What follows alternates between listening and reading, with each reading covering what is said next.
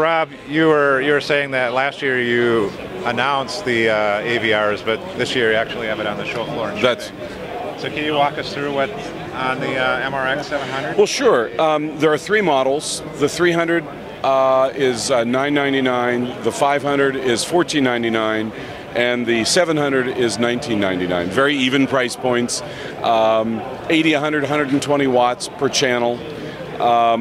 There are some big feature differences. The top two models, I don't know if you can see this over here, but the top two models, the 500 and 700, have a USB input in here.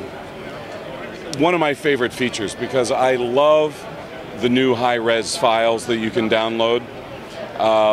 This will play up to 2496 files off of a USB flash drive or a USB 1 terabyte drive if you want to plug it in there. It indexes all the songs, and you navigate it with the remote control for the receiver, just like you would an iPod.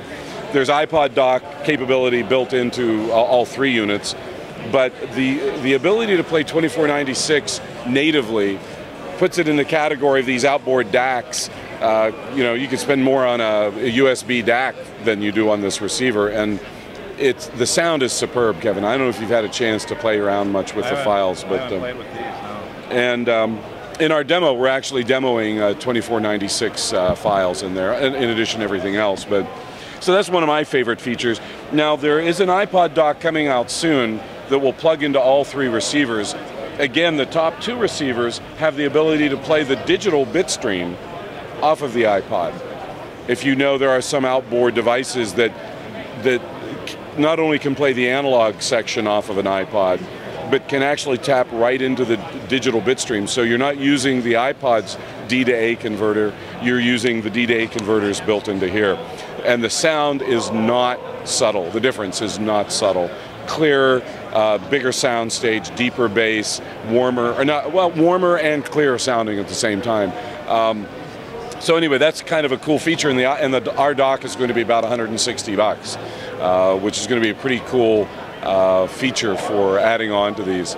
And this thing that's specific about your dock is that versus someone else's, like even Apple's dock, would be that it's taking the actual digital out. The digital bit stream on the Model 500 and 700, you can take the digital bit stream right off the dock, or right off the iPod. Now that's not a feature that's on the Pre-Pros though, is it?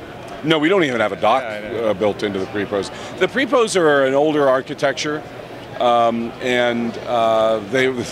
there were no iPod docks when we started that architecture. So you have to buy a third-party dock to do that on the Pre-Pros. Yeah. So in some ways, there's definitely. I mean, we don't have the USB inputs on the Pre-Pros. So in some ways, the receivers are actually more advanced in some ways. Yeah. Now, what's on the back? What is Well, it's a very simple layout. We have 6 inputs. We have 4 HDMI inputs, 1 HDMI output. On the top two models, we have Ethernet jack. Now, the Ethernet has no control function. It's really only for internet radio. Is the only functionality that the Ethernet jack has. I was hoping that could be for doing firmware upgrades too, instead of going over RS-232. Unfortunately, no. This is still bridging the old school and the new school in that way.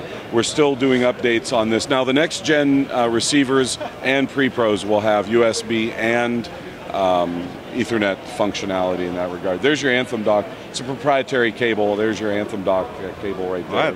Yeah, we have to go listen to that. I'm real curious to see. You have the Anthem dock here to go listen to with. We do, and I can do that demo for you. We haven't worked it into our regular demo, but I have the high res files, but we can plug that in. Great. So what else do you have here to show us? Well, let's go to Paradigm if that's all right.